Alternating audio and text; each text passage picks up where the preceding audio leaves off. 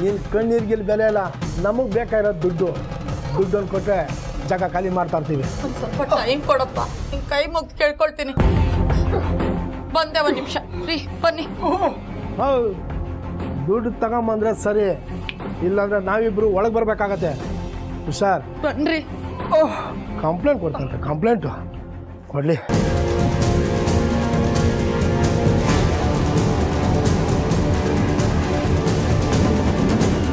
ಏನು ಹೇಳ್ತಿದ್ದೀರಾ ವಿಶ್ವರೂಪ್? ಹೌದು ಮೇಡಮ್, ಬಾಸ್ ಎಷ್ಟು ದಿನ ಆದರೂ ಕಾಣಿಸ್ತಿಲ್ಲ ಅಂದರೆ ಆ ಪಾಪಿ ಪ್ರಾರ್ಥನೆನೇ ಅವ್ರನ್ನ ಕಿಡ್ನಾಪ್ ಮಾಡಿಸಿರ್ಬೇಕು.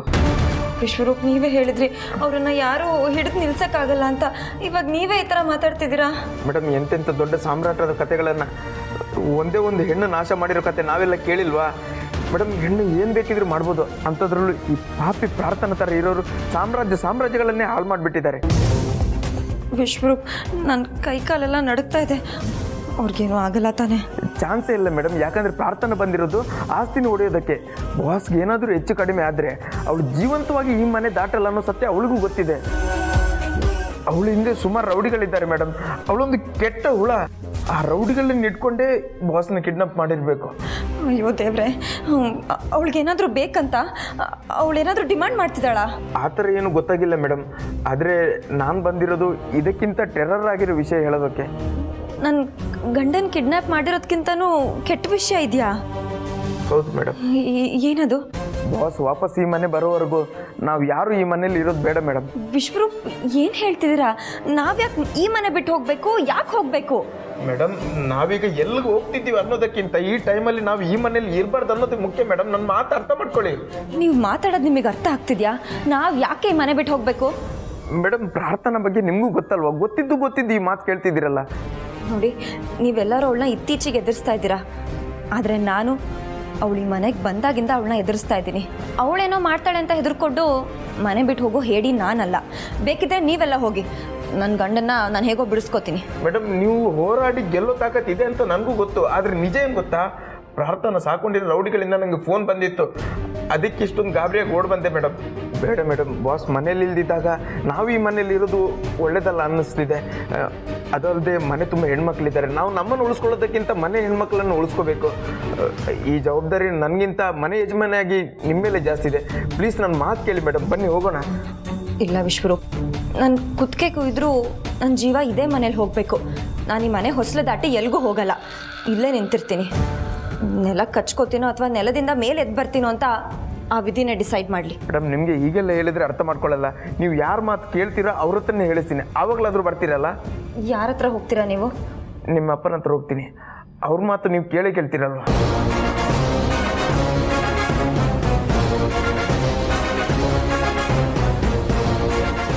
ಇಲ್ಲ, ನಾನು ಹೋಗಲ್ಲ, ಈ ಮನೆ ಬಿಟ್ಟು ಎಲ್ಲೂ ಹೋಗಲ್ಲ.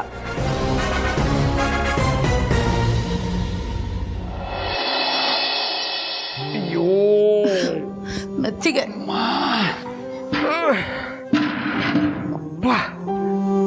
ಅಯ್ಯೋ ಅಯ್ಯೋ ಅಯ್ಯೋ, ಹೇಗೆ ಹೊಡೆದಿದ್ದಾರೆ ನೋಡಿ, ಅವ್ರ ಕೈ ಸೇದೋಗ.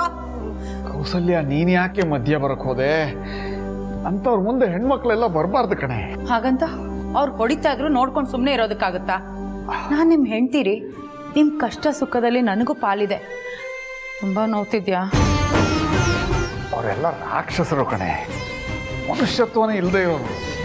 ಅವ್ರಿಗೆಲ್ಲ ಪೊಲೀಸ್ರ ಹತ್ರ ಸರಿಯಾದ ಪಾಠ ಕಲಿಸ್ಬೇಕು. ಅಯ್ಯೋ ದೇವ್ರೆ, ಹಾಗೇನಾದ್ರು ಮಾಡಿಬಿಟ್ಟಿರ? ಈಗ ಬರೀ ಹೊಡೆದಿದ್ದಾರೆ, ಆಮೇಲೆ ಏನಾದ್ರು ಹೆಚ್ಚು ಕಡಿಮೆ ಮಾಡಿಬಿಟ್ರೆ? ಸತ್ಯಕ್ಕೆ ಬೀಸೋ ದೊಣೆಯಿಂದ ತಪ್ಪಿಸ್ಕೊಂಡ್ರೆ ಸಾಕು. ಹೇಗಿದ್ರು ರಾಮು 10 ಲಕ್ಷ ರೂಪಾಯಿ ಕೊಟ್ಟು ನಿಮ್ಮ ಹತ್ರ ಇಟ್ಕೊಳ್ಳಿ ಅಂತ ಹೇಳಿದಾನಲ್ಲ, ಅದರಲ್ಲೇ ಕೊಟ್ಬಿಡೋಣ. ಅಯ್ಯೋ, ಪರರ ಸ್ವತ್ತು ಪಾಷಾಣಕ್ಕೆ ಸಮ ಕಣೆ. ಹಾಗೆಲ್ಲ ಇನ್ನೊಬ್ರು ದುಡ್ಡು ಮೇಲೆ ಕೈ ಹಾಕಬಾರ್ದು, ಭಗವಂತ ಮೆಚ್ಚಲ್ಲ. ರೀ, ನೀವು ಕದೀರಿ ಅಂತ ನಾನು ಹೇಳ್ತಲ್ಲ, ಸದ್ಯಕ್ಕೆ ಜೀವ ಉಳಿಸ್ಕೊಂಡ್ರೆ ಆಯಿತು. ಆಮೇಲೆ ಬೇಕಾದ್ರೆ ಅವನ ಹತ್ರ ಮಾತಾಡೋಣ. ಬೇಡ ಕೌಸಲ್ಯ, ಅವನ ಜೀವನ ರೂಪಿಸ್ಕೊಳ್ಳೋಕ್ಕೆ ಅಂತ ಅವನು ಕಷ್ಟಪಟ್ಟು ಕೂಡಿಟ್ಟಿರೋ ಹಣ ಅದು. ಅದು ಅಲ್ಲದೆ ನಮ್ಮ ಹತ್ರ ಇದ್ದರೆ ಸೇಫ್ ಆಗಿರುತ್ತೆ ಅಂತ ಇಟ್ಟಿದ್ದಾನೆ. ಯಾವುದೇ ಕಾರಣಕ್ಕೂ ನಾನು ಅವನ ನಂಬಿಕೆ ಕಳ್ಕೊಳ್ಳಲ್ಲ. ಅವನು ಮಾತ್ರ ಅಲ್ಲ, ಜಗತ್ತಲ್ಲಿ ಯಾರ ನಂಬಿಕೆನೂ ನಾನು ಮರೆಯಲ್ಲ. ಕುತ್ತಿಗೆ ಮೇಲೆ ಕತ್ತಿ ಇಟ್ಟು ಕೊಲ್ತೀವಿ ಅಂದ್ರೂ ಪರವಾಗಿಲ್ಲ, ನಂಬಿಕೆ ದ್ರೋಹ ಮಾತ್ರ ಮಾಡಲ್ಲ. ಅಲ್ಲ ರೀ, ಪರಿಸ್ಥಿತಿ ಹೀಗಿತ್ತು ಅಂತ ಆಮೇಲೆ ಬೇಕಾದ್ರೆ ರಾಮುಗೆ ಹೇಳೋಣ. ಅವ್ನು ತುಂಬ ಒಳ್ಳೆ ಹುಡುಗ, ನಮ್ಮನ್ನು ಅರ್ಥ ಮಾಡ್ಕೊಳ್ತಾನೆ. ನೋಡು ಕೌಸಲ್ಯ, ರಾಮು ಏನು ಅಂದ್ಕೊಳ್ಳಲ್ಲ ಅನ್ನೋದು ಅವನ ದೊಡ್ಡ ಗುಣ. ಆದರೆ ಇನ್ನೊಬ್ರು ಏನು ಅಂದ್ಕೊಳ್ಳಲ್ಲ ಅಂತ ನಾವು ಗೊತ್ತಿದ್ದು ತಪ್ಪು ಮಾಡೋದು ನಮ್ಮ ಸಣ್ಣ ಗುಣ ಆಗತ್ತೆ. ಆ ಭಗವಂತ ನಮ್ಮನ್ನು ಮನುಷ್ಯ ಜನ್ಮ ಕೊಟ್ಟು ಹುಟ್ಟಿಸಿರೋದು ಪ್ರಾಣಿ ಸಂಕುಲದಲ್ಲೇ ಶ್ರೇಷ್ಠ ಅಂತ ಕರೆಸ್ಕೊಳ್ಳೋದಕ್ಕೆ. ನಾವು ಸಣ್ಣವರಾಗ್ಬಿಟ್ರೆ ಆ ಭಗವಂತನಿಗೆ ಏನು ಬೆಲೆ ಕೊಟ್ಟಾಗತ್ತೆ ಹೇಳು.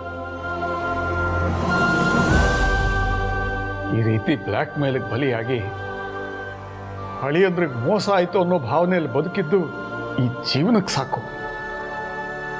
ಇನ್ನೊಂದ್ಸಲ ಆ ಭಾವನೆಗೆ ಬಲಿ ಆಗಲ್ಲ.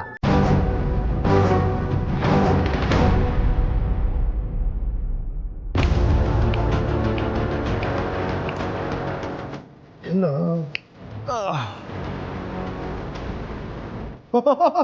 ಏನಂడి ಅಂಕಲ್ ಒಳಗೆ ಕರ್ಕೊಂಡು ಹೋಗ್ಬಿಟ್ಟು ಏನು ನೋಟ್ ಪ್ರಿಂಟ್ ಮಾಡ್ಕೊಂಡು ಬಂದ್ರ?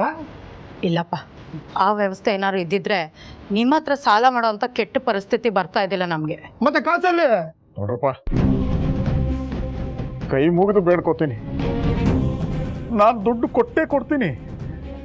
ನನಗೆ ಗೊತ್ತು ನಿಮಗೆ ನನ್ನ ಮೇಲೆ ನಂಬಿಕೆ ಇಲ್ಲ. ಆದರೆ ಪರಿಸ್ಥಿತಿ ಹಾಗಿದೆ, ನೀವು ನಂಬಲೇಬೇಕು. ನಾನು ಪ್ರಾಣನಾದರೂ ಬಿಟ್ಬಿಡ್ತೀನಿ, ಆದರೆ ಕೊಟ್ಟು ಮಾತು ಮಾತ್ರ ಬಿಡಲ್ಲ. ನನಗೆ ಒಂದು ಸ್ವಲ್ಪ ಸಮಯ ಅವಕಾಶ ಕೊಡಿ. ಅಂಕಲು ಏನು ಡೌ ಮಾಡ್ತಾ ಇದ್ದೀರಾ? ಆಗಲೇ ನಿನ್ನ ಕೈಯ ಕಾಲ ತೆಗ್ದಿದ್ರೆ ಚೆನ್ನಾಗಿರ್ತಾ ಇತ್ತು. ಹೋಗ್ಲಿ ಪಾಪ ದುಡ್ಡು ತರ್ತಾರೆ ಅಂತ ಒಳಗೆ ಕಳಿಸ್ದೆ. ಈಗ ನೋಡಿದ್ರೆ ಗಂಡ ಹೆಂಡತಿ ಇಬ್ರು ಡೌ ಮಾಡ್ತಾ ಇದ್ದೀರಾ? ಅಯ್ಯೋ, ಕೈ ಮುಗಿತೀನಿ, ಕಾಲಿಗೆ ಬೀಳ್ತೀನಿ, ಸ್ವಲ್ಪ ಟೈಮ್ ಕೊಡಪ್ಪ.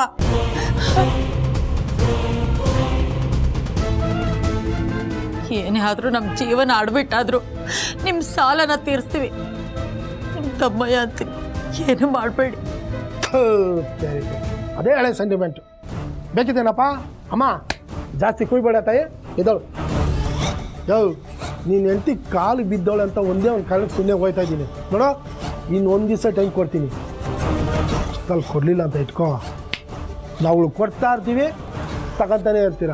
ನೆನಪಿರಲಿ, ಸರಿಯಾ? ಸತ್ಯ ಬಚಾವಾದ್ವಲ್ಲ ನೋಡಿ. ರಾಮು ಬಂದ ತಕ್ಷಣ ನಾನು ಮಾತಾಡ್ತೀನಿ, ನೀವು ಮಧ್ಯದಲ್ಲಿ ಬರಬೇಡಿ. ಬಂದರೆ ನನ್ನ ಮೇಲೆ. ಕೌಸಲ್ಯ, ಯಾವುದೇ ಕಾರಣಕ್ಕೂ ರಾಮುಗೆ ನಾವು ಕಷ್ಟದಲ್ಲಿರೋ ವಿಷಯ ಗೊತ್ತಾಗಬಾರ್ದು. ಗೊತ್ತಾದರೆ ನನ್ನ ಮೇಲೆ ಆಣೆ. ಇದ್ರ ಬಗ್ಗೆ ಚರ್ಚೆ ಬೇಡ. ರೀ,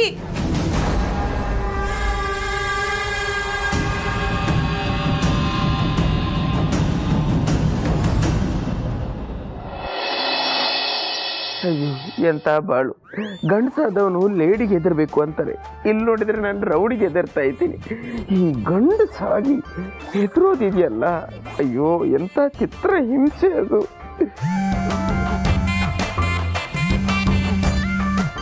ರೌಡಿ ಕಾಲು ಎತ್ತಲ ಬೇಡವಾ? ಕಾಲು ಎತ್ತಿಲ್ಲ ಅಂದರೆ ಅವನು ನನ್ನನ್ನು ಎತ್ತಾನೆ. ಹಲೋ ಲೋ ಮಗನೇ, ಅಪ್ಪ, ನೀನ್ ಸತ್ತು ಸ್ವರ್ಗದಲ್ಲಿದ್ದೀಯ ಅಂತ ನಮ್ಮ ಅಜ್ಜಿ ಹೇಳ್ತಿದ್ರು. ಆದ್ರೆ ನೀನು ಸ್ವರ್ಗದಲ್ಲಿದ್ರು IST ಕಾಲ್ ಮಾಡಿ ನನ್ನನ್ನು ಮಾತಾಡಿಸ್ತಿದ್ಯಲ್ಲ, ತುಂಬಾ ಖುಷಿ ಆಯ್ತು. ಅಪ್ಪ, ನಂಗೊಂದು ಡೌಟು, ನಿಮ್ಮನ್ನ ಅಪ್ಪ ಅಂತ ಕರೀಲ ಅಥವಾ ಪಪ್ಪ ಅಂತ ಕರೀಲ? ಅಪ್ಪನೇ ಸೂಟ್ ಆಗುತ್ತೆ. ಯಾಕಂತ ಹೇಳಿದ್ರೆ ಅಪ್ಪ ಐ ಲವ್ ಯು ಪಾ ಅಂತ ಕರಿಬೋದಲ್ವಾ, ಹಾಡು ಹಾಡ್ಬೋದು, ಅದಕ್ಕೆ. ಕಂದ ಸ್ವಲ್ಪ ಕೆಳಗೆ ನೋಡು. ನೀನು ಊತಾಕ್ಲೋ ಸುಟ್ಟಾಕ್ಲೋ? ಊತಾಕದೆ ಬೆಸ್ಟ್. ಸುಟ್ಟಾಕದೆ ಸುಮ್ಮನೆ ಸೀಮೆಣೆ ಸೌದೆ ಅಂತ ವೇಸ್ಟು. ಸರ್ ಸಾರಿ ಸರ್, ಏನೋ ಮದುವೆ ಆಗದೆ ಇರೋ ಸಣ್ಣ ಹುಡುಗಂತ ಕ್ಷಮಿಸ್ಬಿಡಿ ಸರ್. ಇದು ಮಾತಾಡೋ ಗ್ಯಾಪಲ್ಲಿ ನಿಮ್ಮನ್ನು ನಗ್ಸೋಣ ಅಂತ ಒಂದು ಸಣ್ಣ ಪ್ರಯತ್ನ ಪಟ್ಟೆ ಅಷ್ಟೇ ಸರ್. ಆ್ಯಕ್ಚುಲಿ ನಾನು ಕಾಮಿಡಿ ಕಿಲಾಡಿಯಲ್ಲಿ ಆವತ್ತೇ ಕಪ್ಪು ಗೆದ್ದಿದ್ದೆ ಸರ್. ದೈ ಜಾಸ್ತಿ ಮಾತಾಡಿದ್ರೆ ನಿನ್ನ ಕತೆನ ಮುಗಿಸ್ಬಿಡ್ತೀನಿ. ಮುಚ್ಕೊಂಡು ಕೆಳ ಬರ ಅಣ್ಣ, ನಾನು ಕರ್ಕೊಂಡು ಹೋಗಕ್ಕೆ ನೀವೇ ಬಂದ್ರ ಅಣ್ಣ? ಯಮಧರ್ಮ ಕನ್ಸಲ್ಲಿ ಬಂದು ಕರ್ಕೊಂಡು ಹೋಗ್ತೇನೆ ಅಂತ ಅನ್ಕೊಂಡಿದ್ದೆ. ಈ ಥರ ಪಿಕಪ್ ಡ್ರಾಪ್ ಸಿಸ್ಟಮ್ ಇರುತ್ತೆ ಅಂತ ನಂಗೆ ಗೊತ್ತೇ ಇರಲಿಲ್ಲ ಅಣ್ಣ. ಲೇ ಚಿಲ್ಟೋರಿ, ನೀನು ಎಗರಿದ್ರು ನನ್ನ ಲಾಗಷ್ಟುದ ಬರೋಲ್ಲ. ನೀನು ನಮ್ಮ ಪ್ರಾರ್ಥನಾ ಮೇಡಮ್ಗೆ ಎದುರಿಸ್ತೀಯಾ? ಅಯ್ಯ, ನಾನೇನ ಒಳಗೆ ಬಂದರೆ ನಿನ್ನ ಕತೆ ಮುಗಿಸ್ಬಿಡ್ತೀನಿ, ಇಲ್ಲ ಅರ್ಧ ಮೀಸೆನ ಎತ್ಕೊಂಡ್ಬಿಡ್ತೀನಿ. ಮುಚ್ಕೊಂಡು ಬರೋ ಹೊರಗೆ.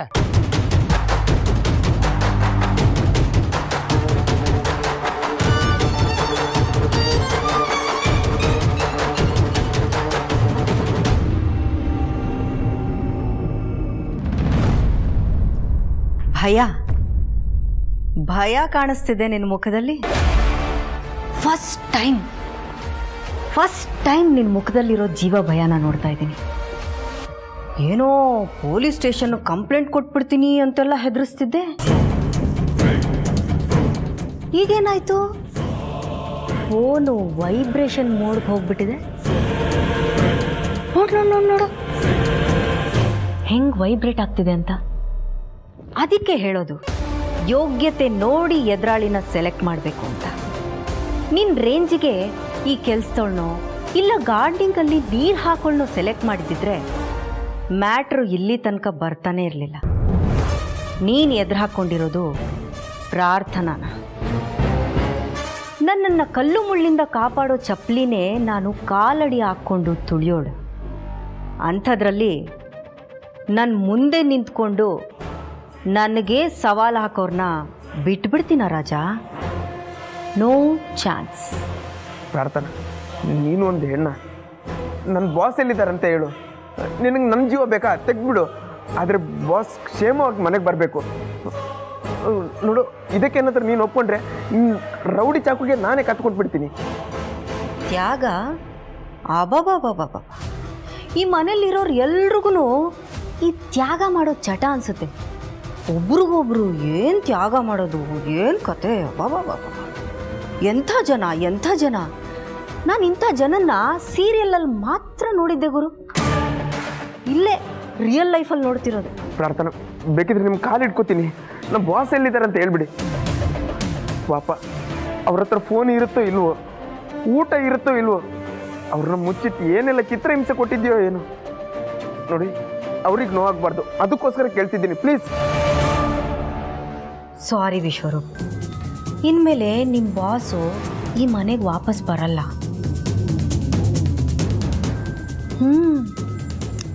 ನೀನು ಇನ್ಮೇಲೆ ನಿನ್ನ ದಾರಿ ನೀನು ನೋಡ್ಕೊಂಬಿಡು. ಪಾಪ ಇಷ್ಟು ವರ್ಷ ನೀನು ಅವನ ಜೊತೇಲಿ ಕಷ್ಟಪಟ್ಟಿದ್ಯಾ. ಇನ್ಮೇಲೆ ನೀನೇ ಅವನ ಜೊತೇಲಿ ಇರ್ತೀನಿ ಅಂದ್ರು ಅವನು ನಿನ್ನ ಜೊತೇಲಿರ್ಬೇಕಲ್ಲ.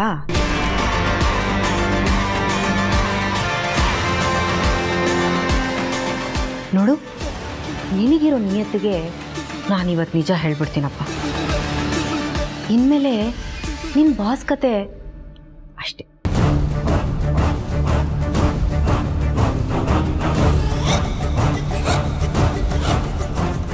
ಬರ್ಲಾ? ಬಾಯ್.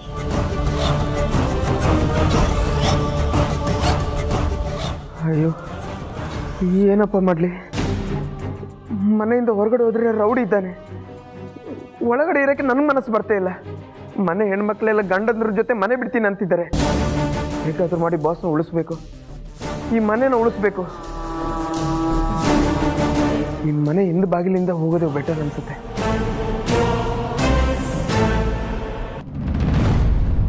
ರೀ ಎಲ್ಲಿಗೆ ಹೋಗ್ತಾ ಇದ್ದೀರಾ? ಎಲ್ಲಿದ್ಯಾ? ನಿನ್ನನ್ನು ಹುಡುಕ್ತಿದ್ದೆ, ಬಾ. ಹುಡ್ಕೋದ? ಯಾಕೆ? ಅಯ್ಯೋ, ಅದೆಲ್ಲ ಹೇಳಕ್ ಟೈಮ್ ಇಲ್ಲ, ಬಾ ನನ್ನ ಜೊತೆ ಈಗ. ಅಯ್ಯ, ಮೊದ್ಲು ಏನಂತ ಹೇಳ್ರಿ. ಓ, ನಿಂಗೆ ಇವಾಗಲೇ ಸುದ್ದಿ ಮುಟ್ಟಿಸ್ಬೇಕಾ? ಹೋಗ್ತಾ ಮಾತಾಡೋಣ, ಬಾ. ನೋಡಿ, ನಂಗೆ ಸುಮಾರು ಕೆಲಸಗಳಿದೆ. ಮನೆಗೆ ಬೇಕಾದ್ರೂ ಐಟಮ್ಸ್ ತರಬೇಕು, ಶಾಪ್ ಹೋಗ್ಬೇಕು. ಅದೇನಂತ ಮತ್ತೆ ಮಾತಾಡಿದ್ರೆ ಆಯ್ತು. ಇಲ್ಲ ಇರಿ. ಹೊರಗಡೆ ಹೋಗ್ತಿದ್ಯಾ? ಶಾಪ್ಗೆ ಹೋಗ್ಬೇಕು.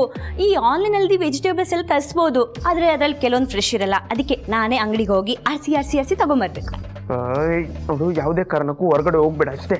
ನೋಡಿ, ಮದ್ವೆ ಆದ್ಮೇಲೆ ಮಾತ್ರ ಅಧಿಕಾರ ಚಲಾಯಿಸ್ಬೇಕು, ಇವಾಗಲ್ಲ. ಅಯ್ಯೋ, ನಿನ್ನ ಅಧಿಕಾರಕ್ಕೆ ಬೆಂಕಿ ಬೀಳಿ.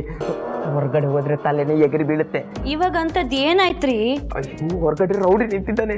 ನಾನೇನಾದ್ರೂ ಹೊರಗಡೆ ಕಾಲಿಟ್ರೆ ನನ್ನನ್ನು ಕಚ್ಚ ಕಚ್ಚ ಕಚ್ಚ ಅಂತ ಸಾಯಿಸ್ತೇನೆ ಅಂತ ಹೇಳಿದ್ದಾನೆ. ಈಗ ನೀನೇನಾದ್ರೂ ಹೊರಗಡೆ ಹೋದ್ರೆ ನಿನ್ನನ್ನು ಕಿಡ್ನಾಪ್ ಮಾಡ್ತಾನೆ. ಆಮೇಲೆ ಮನೆಯಲ್ಲಿರೋ ಒಬ್ಬೊಬ್ಬರನ್ನೇ ಕಿಡ್ನಾಪ್ ಮಾಡ್ತಾ ಹೋಗ್ತಾನೆ. ಅದಕ್ಕೆ ಕೇಳೋದು, ಮನೆಯಿಂದ ಹೊರಗಡೆ ಹೋಗ್ಬೇಡ ಪ್ಲೀಸ್. ಕಿಡ್ನಾಪ್ ಮಾಡಕ್ ಅದ್ ಹೆಂಗ್ರಿ ಸಾಧ್ಯ? ನಾವೇನ್ ಕಾಡೆಲ್ಲ ಇದೀವಿ. ಪೊಲೀಸ್ನವ್ರಿಗೊಂದು ಕಾಲ್ ಮಾಡಿದ್ರೆ ಆಯ್ತಪ್ಪ. ಪೊಲೀಸವ್ರಿಗೆ ಫೋನ್ ಮಾಡಕ್ಕೆ ನಂಗೆ ಗೊತ್ತಿಲ್ವಾ? ಆ ಅಂತರ. ಸಾರಿ, ಆ ಪಾಪಿ ಪ್ರಾರ್ಥನೆ ಇಷ್ಟೆಲ್ಲ ಮಾಡಿಸ್ತಿರೋದು. ಈಗ ನಾವು ಪೊಲೀಸವ್ರಿಗೆ ಏನಾದರೂ ಫೋನ್ ಮಾಡಿದ್ರೆ ಅವಳು ಏಜ್ ಸರ್ಗೆ ಏನಾದರೂ ಹೆಚ್ಚು ಕಮ್ಮಿ ಮಾಡಿಸ್ಬಿಟ್ರೆ, ಅದಕ್ಕೆ ಈ ಕಡೆ ಪೊಲೀಸವ್ರಿಗೂ ಫೋನು ಮಾಡೋಕ್ಕಾಗದೆ, ಒಳಗಡೆ ನೀವು ಇರೋಕ್ಕಾಗದೆ ಏಕಾದ್ರೆ ಹೊರಗಡೆ ಹೋಗಲೇಬೇಕು. ಮತ್ತಿವಾಗ ಏನ್ರಿ ಮಾಡೋದು? ಇದಕ್ಕೆಲ್ಲ ಯೋಚನೆ ಮಾಡಿ ನೀವು ನಿರ್ಧಾರ ತಗೋಬೇಕು. ಎಲ್ಲ ಪ್ರಾಬ್ಲಮ್ ಒಮ್ಮೆಲೆ ಸಾಲ್ವ್ ಆಗಬೇಕಂದ್ರೆ ನನ್ನ ಹತ್ರ ಒಂದು ಸೂಪರ್ ಡೂಪರ್ ಐಡಿಯಾ ಇದೆ. ಆ ತಲೆಯಲ್ಲಿ ಇಟ್ಕೊಂಡು ಏನ್ರಿ ಮಾಡ್ತೀರಾ? ಮೊದಲು ಬಾಯ್ ಬಿಟ್ಟು ಹೇಳಿ.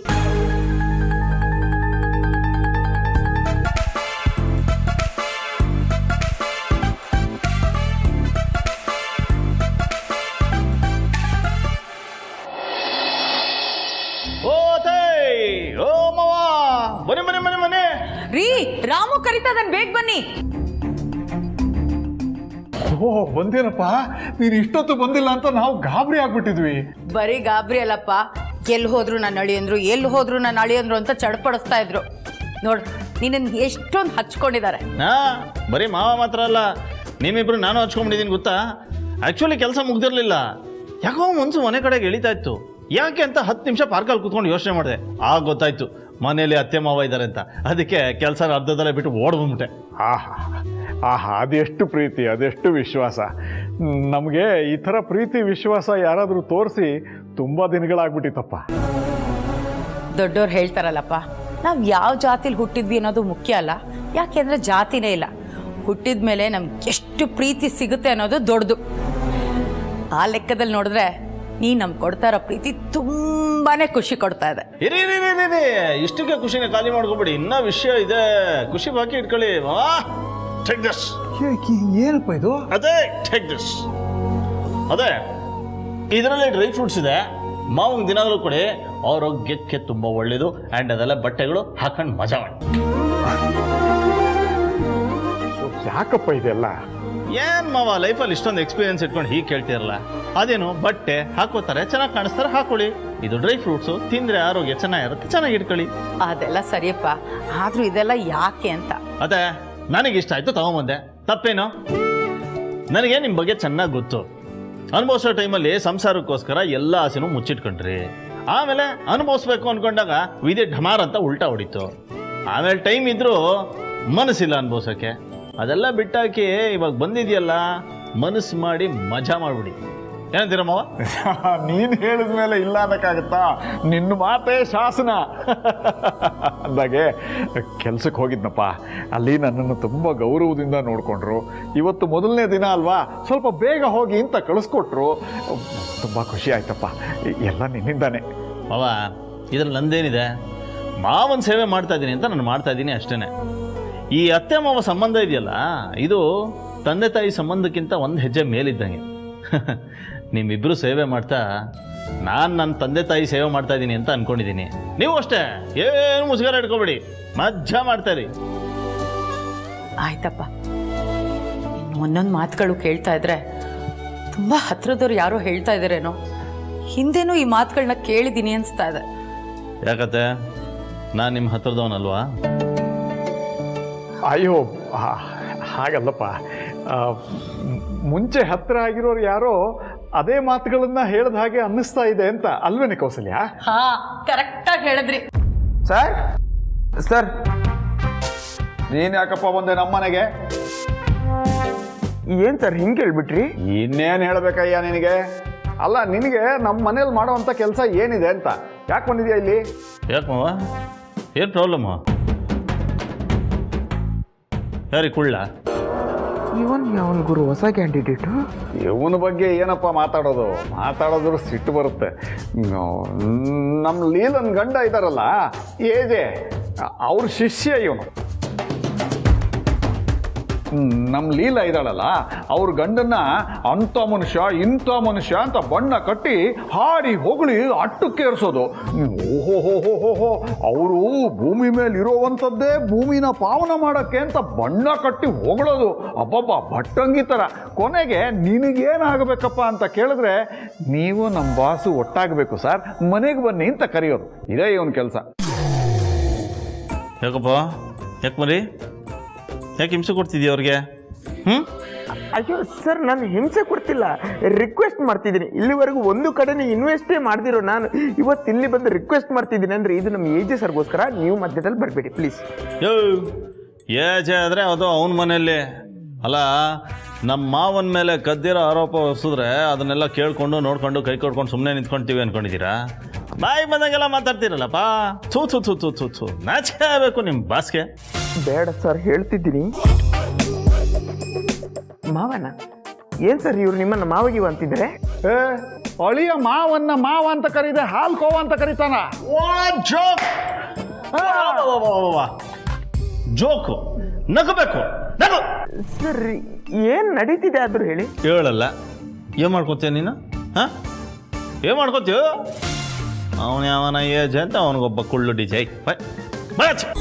ಹಲೋ, ಎಕ್ಸ್ಕ್ಯೂಸ್ ಮೀ, ನಮ್ಮ ಬಾಸ್ ಬಗ್ಗೆ ಏನೂ ಗೊತ್ತಿಲ್ಲದೆ ತಪ್ಪಾಗೆಲ್ಲ ಮಾತಾಡಬೇಡಿ. ಅವ್ರು ಏನು ಅಂತ ಅವ್ರಿಗೆ ಪ್ರೀತಿಸೋರಿಗೆ ಮಾತ್ರ ಗೊತ್ತು. ಇನ್ನೊಂದ್ಸಲ ಅವ್ರ ಬಗ್ಗೆ ತಪ್ಪಾಗಿ ಏನಾದರೂ ಮಾತಾಡಿದ್ರೆ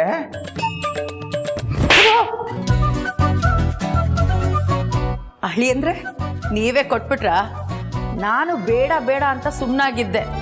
ತುಂಬ ಓವರಾಗಿ ಆಡ್ತಿದ್ದ, ಸರಿಯಾಗಾಯ್ತು.